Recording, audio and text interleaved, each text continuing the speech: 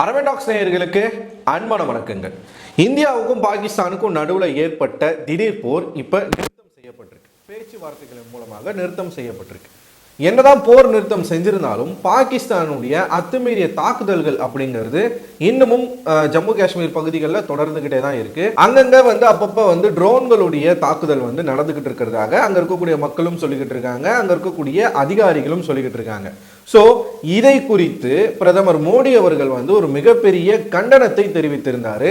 ஒருவேளை இந்தியாவை யாராச்சும் தாக்குனா நாங்க திருப்பி அதுக்கான தகுந்த தாக்குதலை கொடுப்போம், எங்களுக்குள்ள மத்தியஸ்தம் பண்றதுக்கு யாரும் வர தேவையில்லை.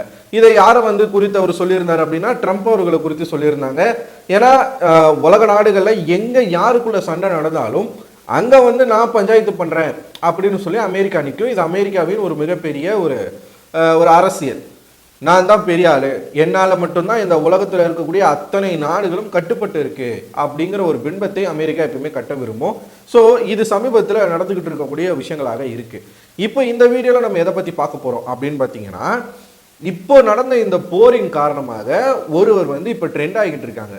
எல்லா வருடம் ஆரம்பிக்கும் பொழுது இவர்களுடைய ஆருடம் என்பது சோசியல் மீடியாவில் ட்ரெண்ட் செய்யப்படும். அப்படித்தான் இப்போ இந்த 2025 ஆரம்பிச்சு 5 மாசங்கள் கடந்துருச்சு இல்லையா?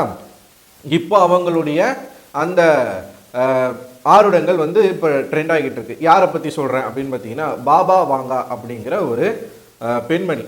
எத்தனை பேருக்கு நாஸ்ட்ராடமஸ் அப்படிங்கிற ஒருவரை தெரியும் அப்படின்னு தெரியல. இதுக்கு முன்னாடி நாஸ்ட்ராடமஸ் அப்படிங்கிற ஒருவர் எதிர்காலத்தை கணித்து பல விஷயங்களை குறிப்புகளாக எழுதி வச்சுட்டு போயிருக்காரு. பல பேர் இந்த மாதிரி இருக்கிறாங்க. இதுல ரொம்பவே ஃபேமஸான ஒரு ஆள் யார் அப்படின்னு பார்த்தீங்கன்னா நாஸ்ட்ராடமஸ் அவர்கள் தான். பல விஷயங்களை அவர் குறிப்புகளாக எழுதி வச்சிருக்கிறாரு. முக்கியமாக சொல்ல போனால் 2004 சுனாமில இருந்து உலகம் எப்போது அழியும் வரைக்கும் அவர் குறிப்புகளாக எழுதி வச்சிருக்காரு. அதே மாதிரி நாஸ்ட்ராடமஸ் இருந்து ஒரு 100 வருடங்களுக்கு முன்பு இருந்த ஒரு மனிதர் அப்படின்னு நம்ம சும்மா ஒரு கணக்கில் எடுத்துக்கிட்டோம் அப்படின்னா,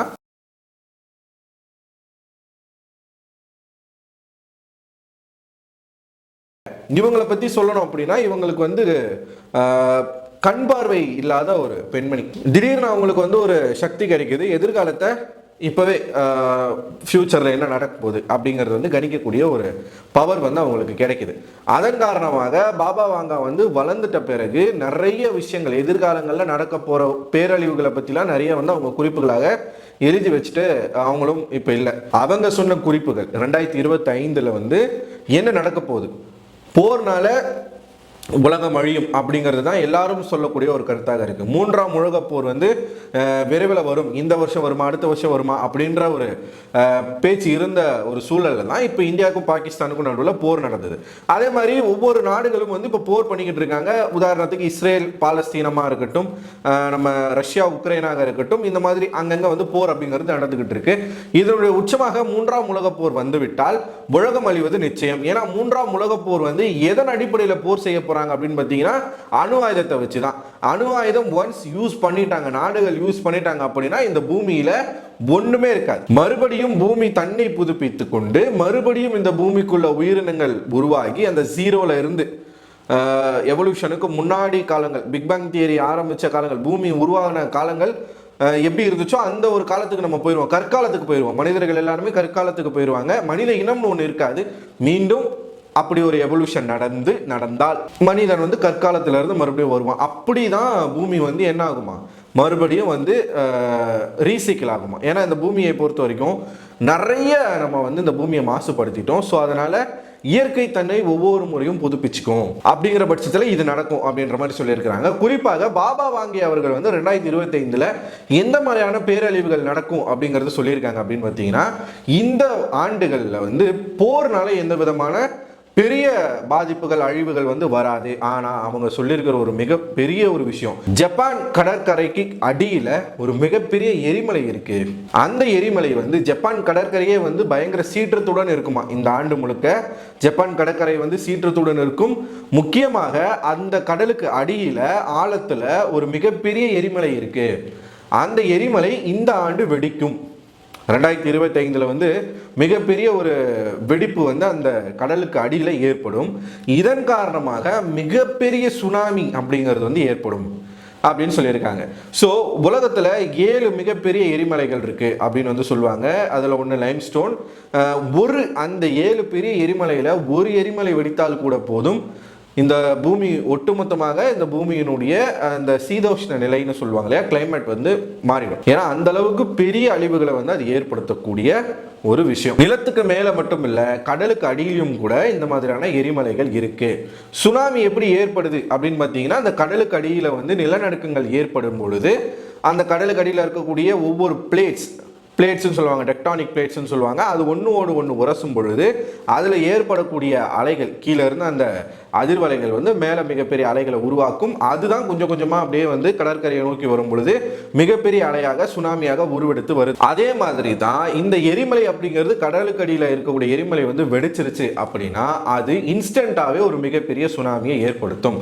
இந்த சுனாமி அப்படிங்கிறது இதுவரைக்கும் வந்த சுனாமிகளை விட மிக மிக பெரிய ஒரு சுனாமியாக இருக்கும். அது இந்த கடலோர பகுதிகள் எங்கெல்லாம் இருக்கோ அங்கே இருக்கக்கூடிய நகரங்களை ஒட்டுமொத்தமாக அழிக்கும் அப்படின்றத வந்து பாபா வாங்கே அவர்கள் வந்து சொல்லியிருக்கிறாங்க. ஸோ எந்த இடம் வந்து முக்கியமாக அழிவை சந்திக்கும் அப்படின்னு பார்த்தீங்கன்னா ஜப்பான், தைவான். ஏன்னா ஜப்பானுக்கு அடியில் இருக்கக்கூடிய கடலில் தான் அந்த எரிமலை வந்து வெடிக்குது. ஸோ ஜப்பான் ஆப்வியஸாக அங்கே வந்து மிகப்பெரிய ஒரு பாதிப்பை சந்திக்கும்.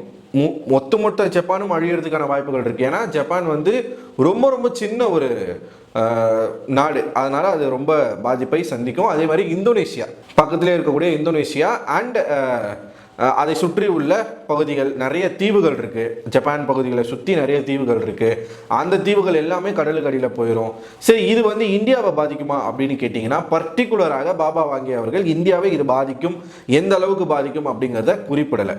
ஆனால் இந்த ஒரு அழிவு அப்படிங்கிறது பசிபிக் பெருங்கடல் வரைக்கும் இருக்கும், அதை நோக்கி வரைக்கும் வந்து இந்த அழிவு வந்து மிகப்பெரிய அழிவாக இருக்கும் அப்படின்ற ஒரு குறிப்பு அவங்க வந்து சொல்லியிருக்கிறாங்களா. ஸோ பசிபிக் பெருங்கடல் அப்படின்னும் போது அதை சுற்றி தான் இந்தியாவும் இருக்குது. ஸோ இந்தியாவுக்கும் இதனால் பாதிப்புகள் இருக்கும். ஒட்டுமொத்த இந்தியாவே அழியும் அப்படின்னு நம்மளால சொல்ல முடியாது, பட் பாதிப்புகள் இருக்கும் அப்படின்ற மாதிரியான ஒரு கணிப்புகளை நிறைய வல்லுநர்கள் வந்து சொல்கிறாங்க. இதை தாண்டி ஒரு பக்கம் பாபா வாங்கே அவர்கள் சொன்ன இந்த ஒரு விஷயம், இது நடக்குதா இல்லையான்றதை நம்ம பார்ப்போம். ஏன்னா இவங்க சொன்ன பல ப்ரெடிக்ஷன்ஸ் வந்து நடந்திருக்கு. பாபா வாங்கேலேருந்து நாஸ்ட்ராடமஸ் வரைக்கும் அவங்க சொன்ன பல ப்ரெடிக்ஷன்ஸ் வந்து நடந்திருக்கு. ஸோ இது நடக்குமா அப்படிங்கிறத நம்ம பொறுத்து இருந்து தான் பார்க்கணும். இது இப்படி இல்லைனாலும் இன்னொரு வழியில் நம்மளை நோக்கி வந்து ஒரு ஆபத்து வந்துகிட்டு இருக்கு, மக்களை வந்து மொத்தமாக அழிக்கக்கூடிய ஆபத்துகள் வந்துகிட்டு இருக்கு. ஆக மொத்தத்தில் இந்த பூமி வந்து கடலால் தான் அழிய போகுது அப்படிங்கிற ஒரு விஷயத்த வந்து சொல்கிறாங்க. எப்படி அப்படின்னு பார்த்தீங்கன்னா, இந்த அண்டார்டிக் பகுதியில் இருக்கக்கூடிய பனிப்பாறைகள் வந்து ரொம்பவே வேகமாக உருகிக்கிட்டு இருக்கு.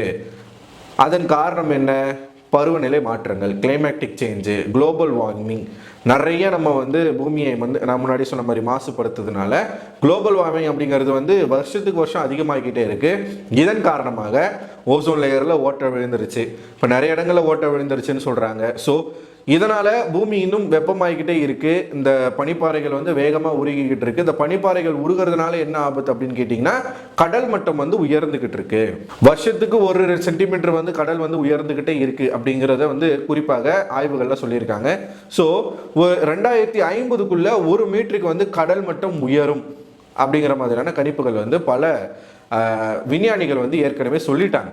இப்போ 1 மீட்டர் வரைக்கும் கடல் மட்டம் உயரும் அப்படின்னு நம்ம எடுத்துக்கிட்டோம் அப்படின்னா, கடலோர பகுதிகள் வந்து 1 மீட்டருக்கு அடியில் போகும், கடலுக்கு அடியில் போகும். ஸோ இது ஒட்டுமொத்தமாக இங்கே நீங்கள் இந்தியாவில் எடுத்துக்கிட்டிங்கன்னு வச்சுக்கோங்களேன், இந்த கோஸ்டல் ஏரியாஸ் இருக்குல்ல, இந்தியாவில் வந்து நீங்கள் இந்தியன் மேப் எடுத்து பார்த்தீங்கன்னா அப்படியே வளைவாக வரும். ஸோ எங்கெங்கெல்லாம் கடலோர பகுதிகள் இருக்கோ அந்தந்த இடங்கள் வந்து நீருக்கு அடியில் போகும் அப்படிங்கிற ஒரு பாதிப்பு தான் சொல்லியிருக்கிறாங்க. முக்கியமாக இதில் சென்னை இருக்குது.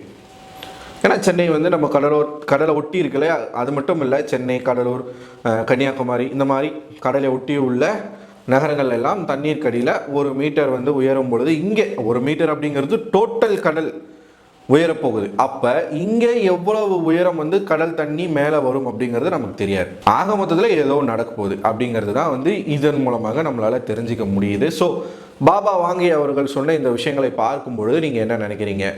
எப்படி இருந்தாலும் பூமி அழிய போகுது, அது எதனால் அழியும்? போகிறனால அழியுமா, இல்லை இந்த மாதிரியான நேச்சுரல் டிசாஸ்டர்ஸ் மூலமாக பூமி அழியுமா? என்ன கேட்டால் இந்த பூமி இப்படி இருக்கிறதுக்கு அழிஞ்சு போகிறதே நல்லதுன்னு நான் நினைக்கிறேங்க. ஏன்னா இருக்க மக்கள் மத்தியில் இருக்கக்கூடிய வன்மங்கள் ஜாஸ்தி ஆகிட்டு இருக்கு, அரசியல் அப்படிங்கிறது ரொம்ப மட்டமாக போய்கிட்டு இருக்கு, போர் நடந்துக்கிட்டு இருக்கு, நிறைய விஷயங்கள் வந்து மனித இனத்தை மட்டும் இல்லாமல் ஒட்டுமொத்த உலகத்தையுமே பாதிக்கக்கூடிய விஷயங்கள் எல்லாமே நடந்துக்கிட்டு இருக்கு. எவனாச்சும் ஒருத்தன் காட்டை அழிச்சு வீட்டை கட்டுவானா? இப்படிலாம் உலகத்தில் நடந்துகிட்டு இருக்கு. அமேசான் காடுகள் ஏலம் விடப்பட்டுக்கிட்டு இருக்கு, அதெல்லாம் அழிச்சு வீடு கட்டிக்கிட்டு இருக்கானுங்க. ஸோ மனுஷன் செய்யக்கூடாத அத்தனை பாவத்தையுமே மனுஷன் செஞ்சுக்கிட்டு இருக்கான். அதனால இது இருக்கிறதும் ஒன்று தான், இல்லாமல் இருக்கிறதும் ஒன்று தான்.